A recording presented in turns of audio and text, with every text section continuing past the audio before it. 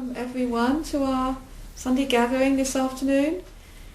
Delighted to have you here. We create this energy together and we come away feeling better for it, so it's wonderful that you're all here doing that with each of us together. To Nancy online and to the unknown person online as well, and it might well be that some others connect with us online also. We'll light the Christ candle now.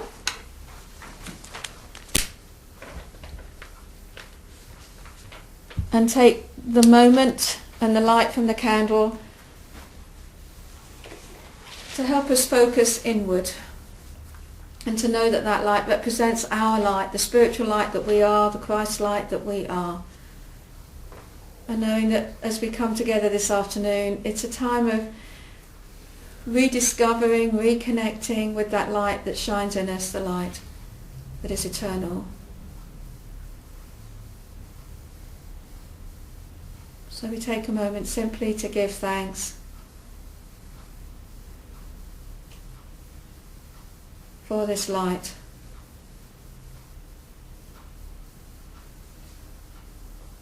For the presence of God that does indeed shine brightly within us and through us and as us.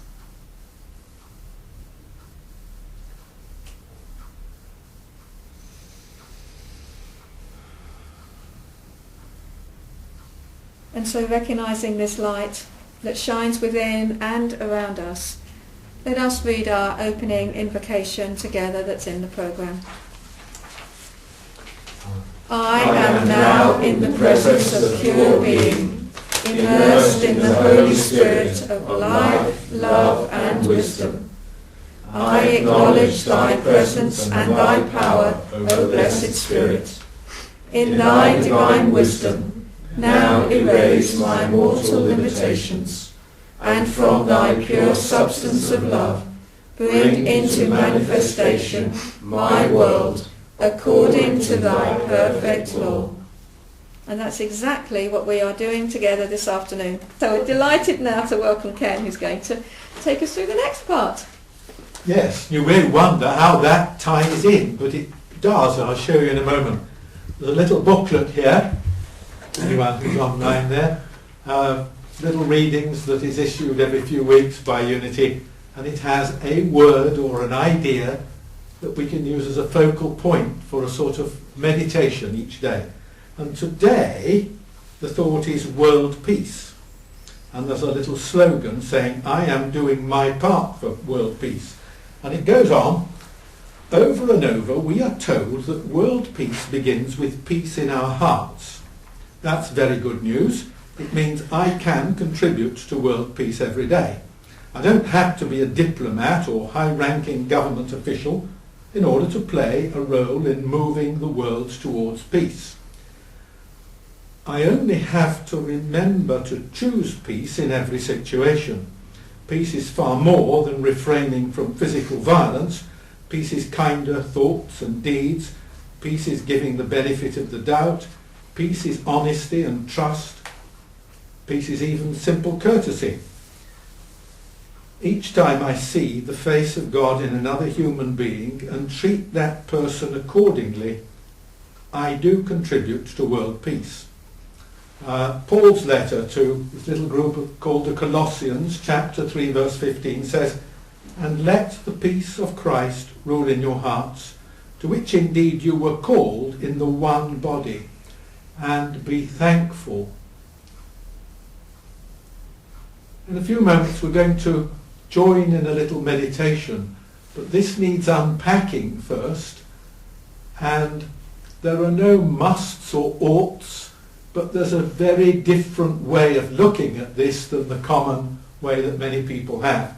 I could say, don't think you're fixing the world does not need fixing. The world is not real. That's not a new idea, it's not even a Unity idea. 2,500 years ago, great philosophers like the Buddha and Socrates had that idea, and it's gone on through philosophy, through people like Berkeley and Schopenhauer and you name them. And even today, 1 billion mystical Hindus in India would start from the very beginning to say all is illusion, the world is Maya. And even last week's New Scientist magazine is heading seriously by cosmological physicists, reality, the greatest illusion of all. The maths doesn't work out. It's all an illusion. So what is this about? We didn't used to have this in Daily Word, in Unity, the idea of praying for the world. I'll tell you why. Because we've already done it. Your world is your concept, your picture, your imagination. Mine is mine, and the two are different. They may be very close because our minds are joined. They're joined at three levels by we read the same newspapers or we talk together. We have a subconscious joining, and of course we are joined as one at a spiritual level. Nevertheless, we have slight differences, just as two radios in this room are slightly different attuned in order to get the programs, even though they're close together. So, what I perceive about the world is entirely my own business. And what this reading says, what Paul says, it says, let the peace of Christ rule in your hearts. He doesn't say go out and fix things. And we said a prayer earlier. We said we acknowledge that there is something here, right here in this room and on that internet, some kind of field, some kind of force for love and goodness and strength. Some call it God, some call it Holy Spirit. And we're saying we acknowledge it, we recognize it, and we say, I am now ready for you to remove my mortal limitations, my erroneous thinking, my perceptions which are limited and restricted. And I'm ready to have my world changed to so that I see it in your perfect law, or whatever the words were. But that prayer says, heal me, not the physical world I think is there, but heal my perception so that what I see is what you see. Beauty, purity, strength and love.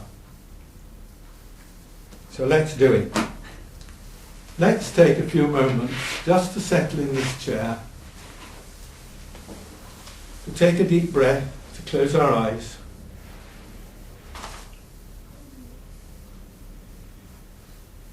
And if we can, to recognize that there's nothing we have to do. We don't have to imagine something, ask for something, picture something. We just let whatever it is that we think of as God heal our thoughts.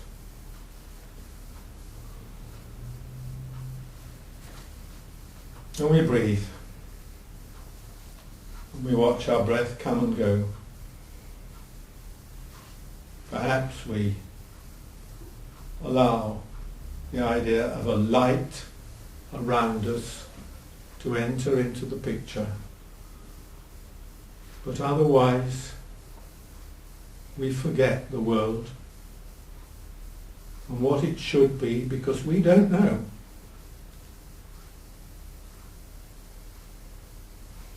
We can forget unity, forget this service, forget our surroundings, and come with totally empty hands to meet our God. And so for a few moments, let's sit in that silence, open, relaxed, receptive, to be healed at depth, to be changed, to see as God sees, perfection.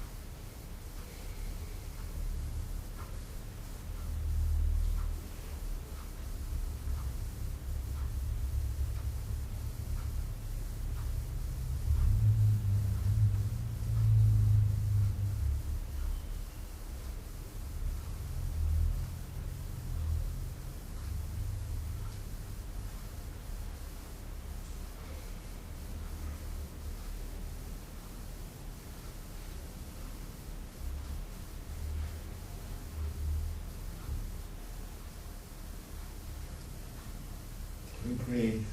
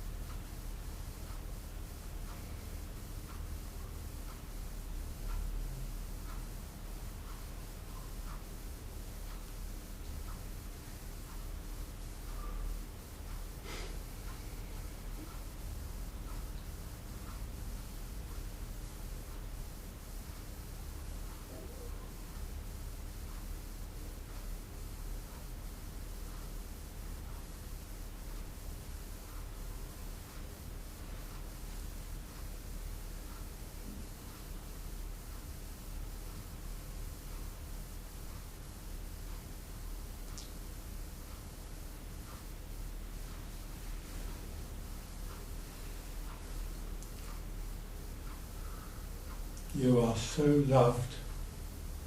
You are so beautiful.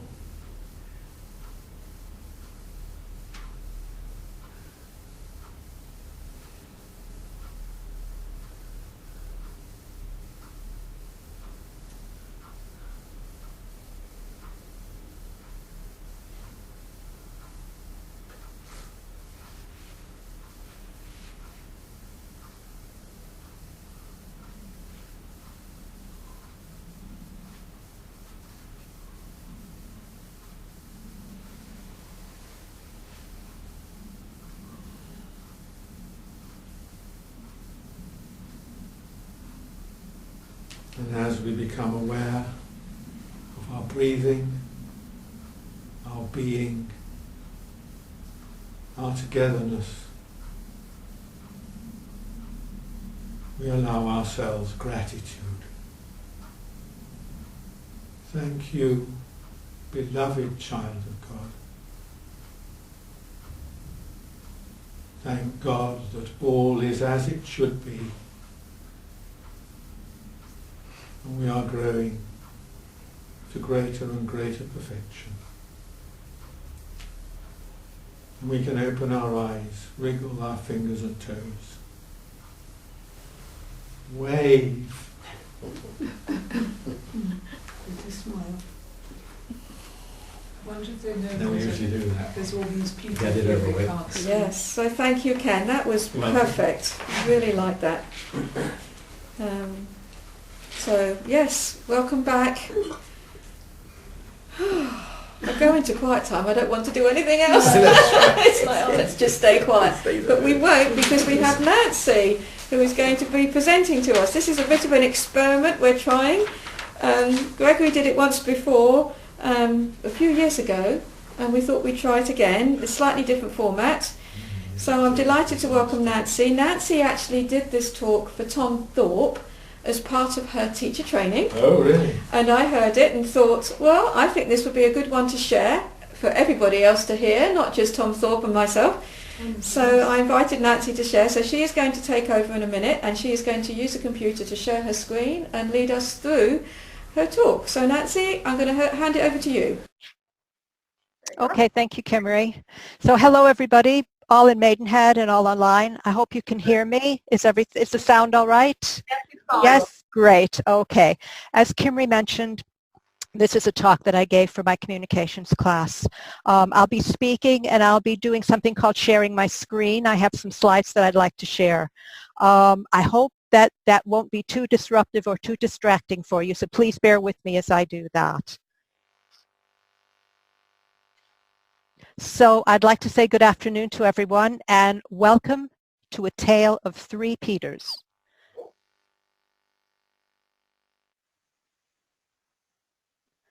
So I'd like to introduce them to you now. And this is my first Peter. My first Peter is Peter Rabbit. Now, I had heard and knew about Peter Rabbit, and I even have a bathroom towel set with his picture on it. But I don't ever recollect hearing the full story of Peter Rabbit. So in the interest of research for this talk, I found an illustrated video on YouTube and I educated myself. So just briefly, Peter is described as a mischievous bunny who was keen to explore a local farm. Despite being warned by his mother not to go there, he went there anyway, and he managed to eat enough of the farmer's produce to feel quite ill and end up being chased out by the farmer, and he only narrowly escaped. He returned home a poorly but wiser rabbit. My second Peter is Peter Sellers. He's my favorite actor and someone who presses my humor button in several different ways. I'm bringing him here this afternoon as his character in a film called The Party, in which he plays an Indian, Harundi the Bakshi. Harundi is an awkward, accident-prone extra fired from the film that he's in for causing all sorts of mayhem. His name is then accidentally added to a list of invitees to a dinner party that's being given by the head of the film studio. So the party, both the film and the event, then shows all the mishaps that takes place around Harundi. Also at the party is a young would-be actress, Michelle. She's escorted by the director of the film, who at one point propositions her, but she turns him down. Through a series of incidents, Harundi and Michelle are together when the director turns up again and announces that he's going to take her home. She refuses to go with him, and Harundi sticks up for her. So the director turns to Harundi and says, "Who do you think you are?" And Harundi responds, "In India, we don't think who we are. We know who we are." I appreciate that this film would probably not be made now due to cultural sensitivities, but that statement, "We don't think who we are, we know who we are," is always stuck with me. And I think we can find truth and inspiration wherever we are open to it. My third Peter is perhaps the most familiar to us. It's Peter the Apostle. And the Bible story I've chosen is contained in the 10th chapter of Acts, and it's the story of Peter and Cornelius. So a little background. Chapter 10 tells us about Cornelius, a Roman centurion who worshiped God but was not Jewish. So one afternoon during his prayers, Cornelius had a vision in which an angel came to him and told him to send for Peter, who was staying in a nearby town. So Cornelius chose some men from his household who were also of like mind to him and sent them to fetch Peter. Peter came to Cornelius, preached, and Cornelius and all who heard Peter were baptized and became followers of Jesus without having to undergo the Jewish rituals. Cornelius is considered one of the earliest Gentile converts to the way, which is how Jesus' followers were described in the early days.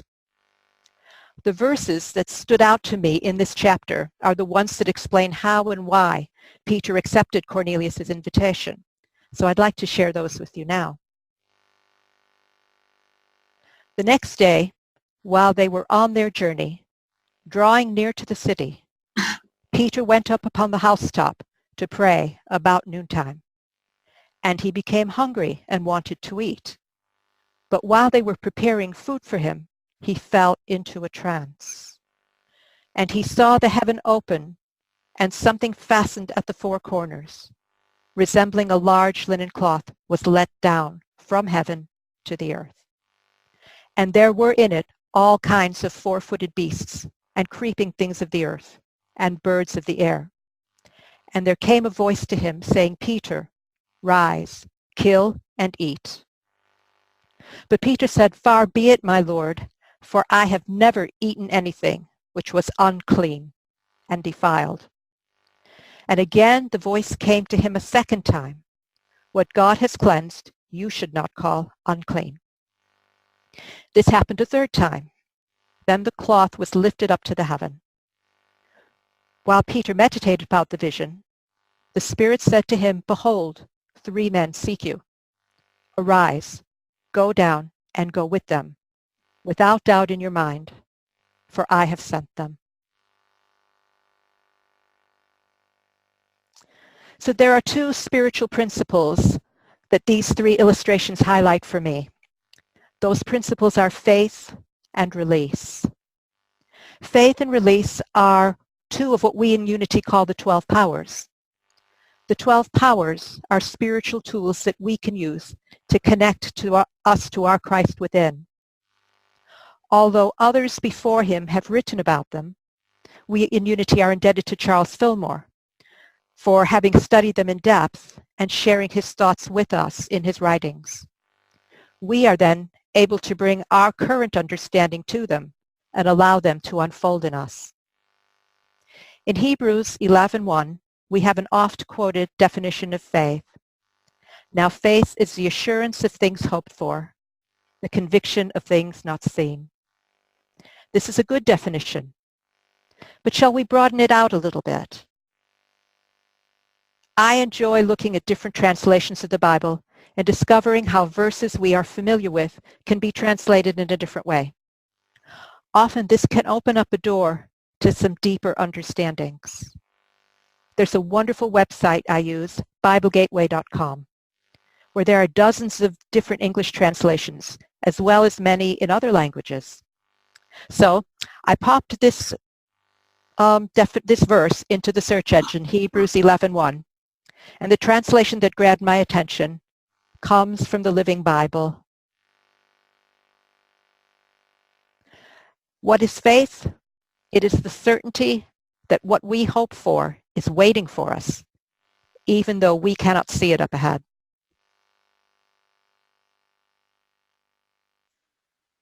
A confident assurance and a certainty, that is something that feels solid, and that is our divine power.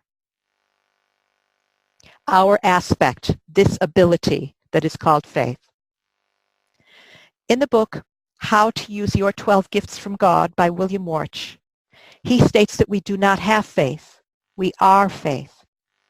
He writes, faith is your God-given ability to draw your good from the invisible to the visible.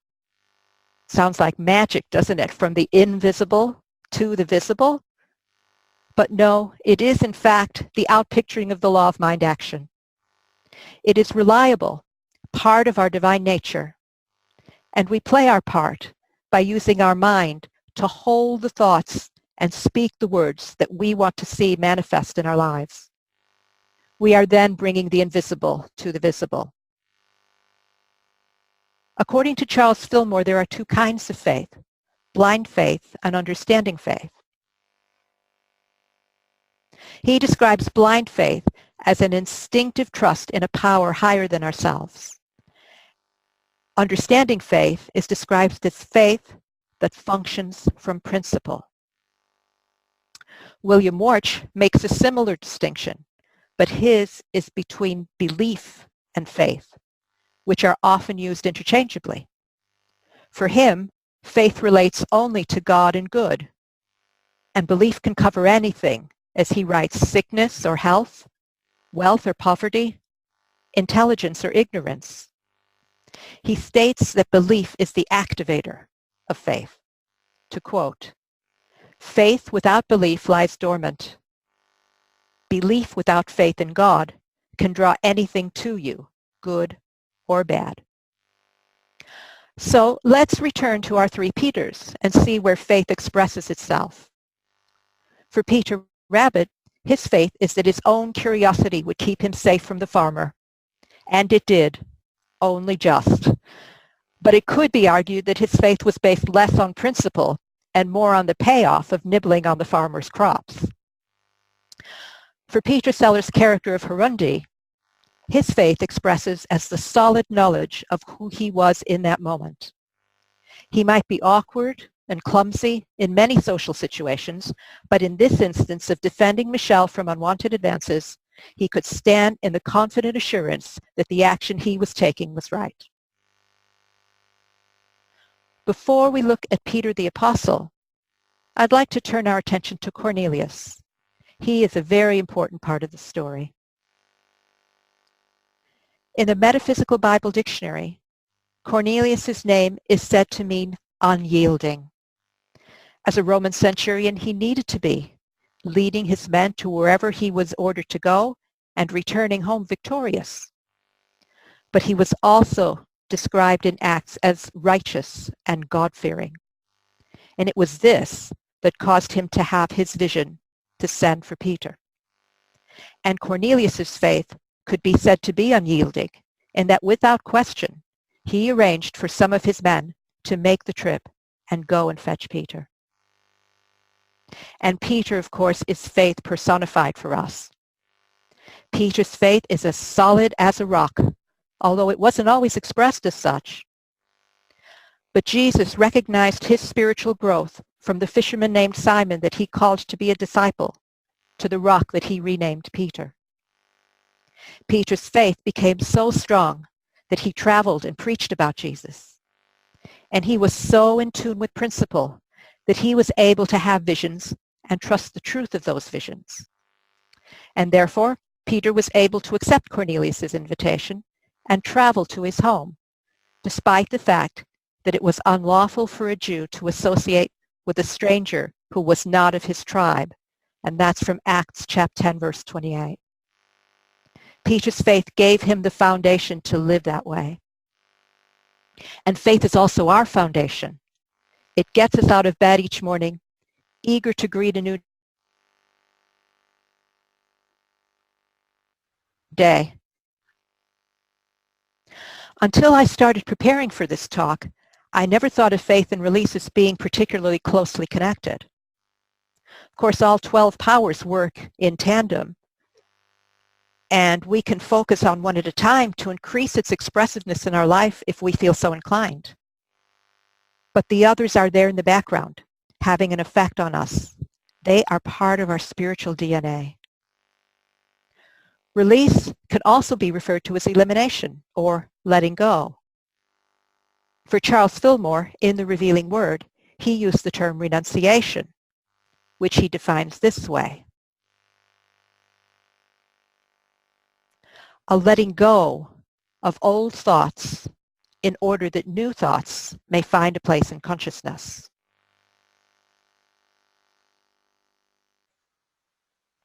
For me, elimination and renunciation are hard words. They seem to have a determined energy that is maybe needed when something deep is being shifted. Release and letting go are soft words to me, when perhaps whatever needs to be let out of our life is standing at the door of our consciousness, and we're going to open that door and allow it to step out and dissolve into nothingness. It all starts in consciousness, of course, from the within to the without. This is a therapeutic power, cleansing.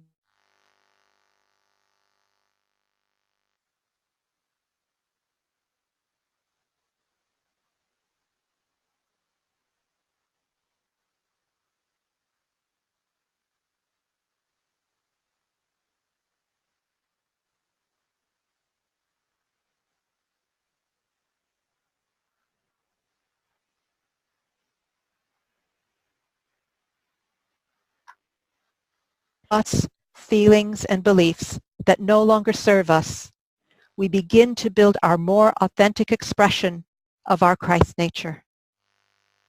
Release gives us freedom from that which stands in our way of expressing our divinity. Release is an especially significant power for me, ever since I connected with it at a burning bowl ceremony a couple of years ago. It's been like a little bird on my shoulder, a part of all I am doing and all I want to do. It has shown up in my studies as the energy supporting me in stepping up and being able to speak to a group. It is constantly beckoning me to declutter both my thinking and my things. And it assists me in working on negative reactions, helping me to work towards positive responses. So how is it working for our three Peters? With Peter Rabbit, he has released his ignorance about Farmer McGregor and what lies behind the farm gates. He now has, hopefully, knowledge and wisdom to guide him to be a bunny, living more safely. With Peter Sellers' character Harundi, he has been able to release awkwardness, again, working in that moment of chivalry. And the end of the film shows the promise of romance with Michelle, so perhaps there is a release of loneliness too. And I'd like to focus on Cornelius for a moment. How does release work for him? I would suggest that somewhere along the way, he had to release the belief that serving the Roman Empire was not enough for him. Perhaps even he had to release concern for his reputation if he were found out to be associating with the Jews. And that may have even presented to him as fear, and there is a wonderful freedom in being able to release fear. Peter the Apostle has perhaps the most significant release of all, as he lets go of the idea of separation between the Jews and the Gentiles in relation to Jesus' message, and realizing the strict dietary laws are not necessary in making a connection with the divine. Indeed, there is a passage in Acts 10, verse 34, where Peter realizes God is no respecter of persons, which is a good summation of Peter's vision. One of the gifts of unity, and I certainly feel blessed by it, is the gift of metaphysical interpretation of the Bible. Finding myself in the characters and situations of the Bible gives it a deep and rich adjunct to my spiritual life. That is one of the reasons why I chose this particular Bible story. Not for the principles of faith and release that I've since been able to identify, but because of those verses I shared, the verses regarding Peter's vision. When I stopped eating meat in the 1980s, there weren't the choices of alternatives like there are today. Vegetable lasagna and nut cutlets were pretty much it. I remember one of my friends calling me crazy, and my mother worried about what to feed me when I came to visit. But in the early days, like a new convert, I was a righteous non-meat eater. So when I came across these verses, and especially what God has cleansed, you should not call unclean, I realized that how others eat is none of my business.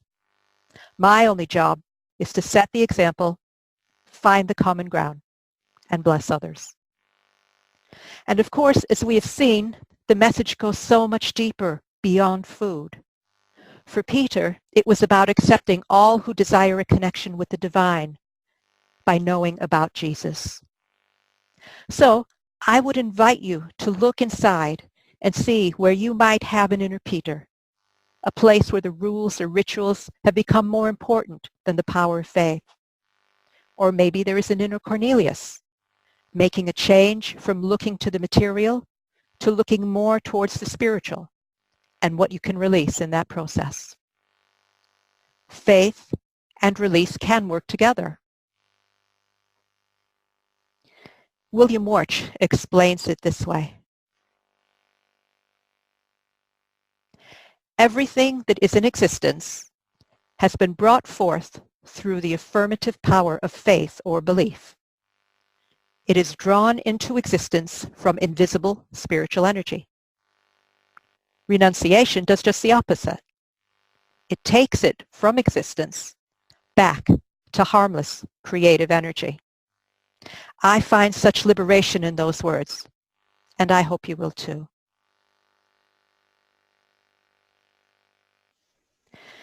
In closing, I'd like to offer some guidelines to work with faith and release. Remember that faith is your foundation. It helps you see the truth of who you are as a spiritual being having a human experience. When your faith is focused on the positive and on the good, you have a strong substance from which to make choices in your life. Release is part of the flow of life. Holding on to ideas, beliefs, and feelings that no longer serve you is like a stagnant pond. There's no room for growth. Also important is to release carefully. In the book, 12 Powers for You, by David and Galen Williamson and Robert Knapp, they remind us that sometimes in our zeal to shed old habits and remove unhealthy ways of thinking and feeling, we end up eliminating the good as well as the bad. We need to have compassion for ourselves, to be wise and patient. Release and faith kind of lend themselves to the concept of denial and affirmation. So here are some examples of each.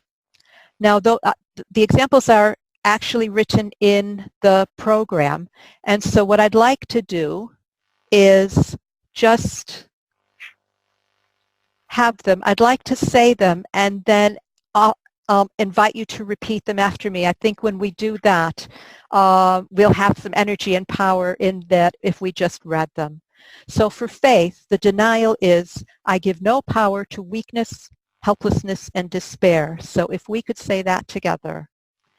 I give no power to weakness, helplessness, and despair. The affirmation for faith, I have faith in myself as a perfect expression of God in the process of unfolding. Together, I have faith in myself as a perfect expression of God in the process of unfolding. And I love that affirmation because it means we're perfect now even as we are unfolding. And for release, the denial is, I give no power to limiting thoughts and feelings. Together, I give no power to limiting thoughts and feelings. And the affirmation, I let go of tension, stress, and strain. I relax and trust God. Together, I let go of tension, stress, and strain. I relax and trust God. And again, I love that affirmation. You can just breathe out and relax with that. I think that's really beautiful. So faith and release, two of the powers that support us in our spiritual journey. There's no hurry, no rush. We take our journey one step at a time. Now we might feel like this little guy here. His friend the fox advises him very wisely, you just have to take life one step at a time. And he says, but I have so many feet. And we have to take loads of steps, and we may feel that we have loads of feet as we take those steps. But every step makes a difference. Every step counts. And it's all part of our perfect expression of divinity, right here and right now.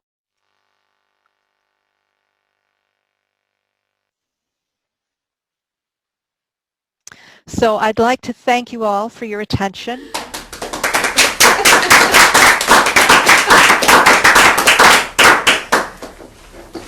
Well done, Nancy. We're going to start drawing this to a close now. And we start this time of closure just by giving thanks again. And if you want to give thanks with money, we take a little collection now. You can do it online. If you want to do it via the website, you can go online and do that. But it's a very conscious way of taking a moment to say thank you, to recognize that all of God is here with us always, and that we are vehicles, expressions of God, and that as we take time to release all that we are not, we become even more all that we truly are. So our blessing that we have in the programme is our love offering blessing, but it's one that we can say whether we're just giving our gratitude or whether we're giving money. So let's take a moment to hold money substance if you're giving it in our hands, or hold your hands over your heart, taking a moment to know that you are a blessing just as you give the blessing by speaking the words together. Divine love expressing through me blesses and multiplies all that I have, all that I give, all that I receive, and my awareness of all that I am. And take a moment just to feel that. We are God in action. We are the hands and feet of God.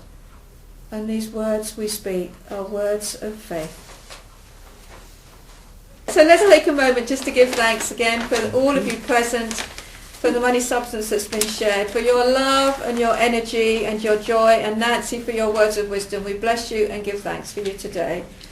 So we will close with our closing prayer, and we read this now with the I am statements, and we speak the is as well if you wish to. We are affirming that the God in us is light, God in us is love, God in us is power, God in us is presence, God in us is divine, that we are divine. So let's speak the words out loud together. The light of God surrounds us. I am light. The love of God enfolds us. I am love. The power of God protects us. I am power. The presence of God watches over us. I am presence. Wherever we are, God is. I am divine. So bless you, thank you. We are going to sing our peace song. We might have to move the flowers maybe. Yes. There you go. And there we are, and we will stand in our circle. That's it. Oops. Thank you. And we will sing the peace song together. Let there be peace on earth, and let it begin with me. Let there be peace on earth, the peace that was meant to be. With God as Creator, family all are we. Let us walk with each other in perfect harmony. Let peace begin with me. Let this be the moment now. With every step I take, let this be my joyous vow. To take each moment and live each moment in peace eternally. Let there be peace on earth, and let it begin with me. Wonderful. Let's blow out the candle together. One big puff. Yay. Thank you. Thank you, everyone. Well done. Okay, let's unmute everyone.